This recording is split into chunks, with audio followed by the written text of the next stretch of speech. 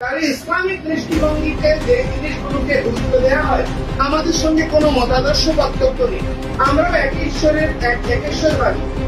জামায়াতের কেন্দ্রীয় নেতা ও সাবেক সংসদ সদস্য শাহজাহান চৌধুরীর সঙ্গে ইসকন নেতা চিন্ময়ের একটি ছবি সামাজিক মাধ্যমে ভাইরাল হওয়ার পর বিষয়টি ঘিরে নতুন করে বিতর্ক শুরু হয়েছে। ছবিটি প্রকাশের পর লেখক ও রাজনৈতিক বিশ্লেষক ফাহাম আব্দুস সালাম নিজের ফেসবুক অ্যাকাউন্টে একটি দীর্ঘ স্ট্যাটাসে এই ঘটনাকে ঘিরে ইসলামিস্টদের ডাবল স্ট্যান্ডার্ড নিয়ে ক্ষোভ প্রকাশ করেছেন।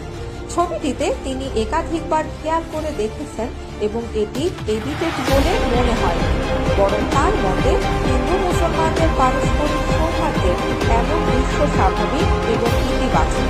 শাহজাহান চৌধুরী মুসলমানের জন্য এমন অনৈতিক আচরণ মাস্ট অন্য কিছু কল্পনা করাই অস্বাভাবিক, তবে তার আগ্রহ মূলত অন্য জায়গায়। আমাদের দৃষ্টিভঙ্গির সঙ্গে আধ্যাত্মিক চেতনা এবং দর্শনগতভাবে হেফাজত ইসলাম, জামায়াত ইসলাম বা ইসলাম দৃষ্টিভঙ্গির সঙ্গে কোনো বিরোধ নেই।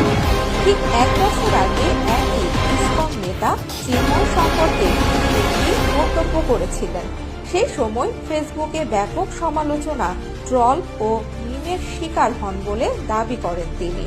সেই সময় অনেক ইসলামী দল সমর্থিত ব্যবহারকারী তার বিরুদ্ধে তীব্র প্রতিক্রিয়া দেখালেও এবার শাহজাহান চৌধুরীর ইসকন নেতার সঙ্গে সরাসরি সাক্ষাতের ঘটনায় কোনো সমালোচনা বা মিম না হওয়ায় তিনি বিস্ময় প্রকাশ করেন।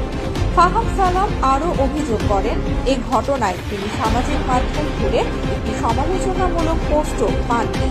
শাহজাহান চৌধুরী ইসকনের ডেরায় গিয়ে বসেছেন, তবুও কোথাও কোনো অসুবিধা নেই।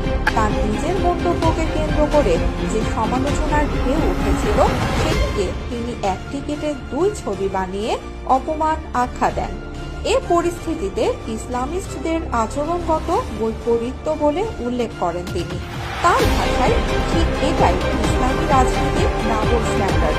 তারা ইসলামকে অগ্রাধিকার দেয় না, দেয় নিজের দলকে। তাই এমন সরলহীন ও বেইমানিস আচরণ করতেও তাদের বাধে না। ভাইরাল ছবিটি নিয়ে সামাজিক মাধ্যমে এখনও বিতর্ক সৃষ্টি হয়েছে। ফাহাম আব্দুস সালামের স্ট্যাটাস নতুন আলোচনার জন্ম দিয়েছে।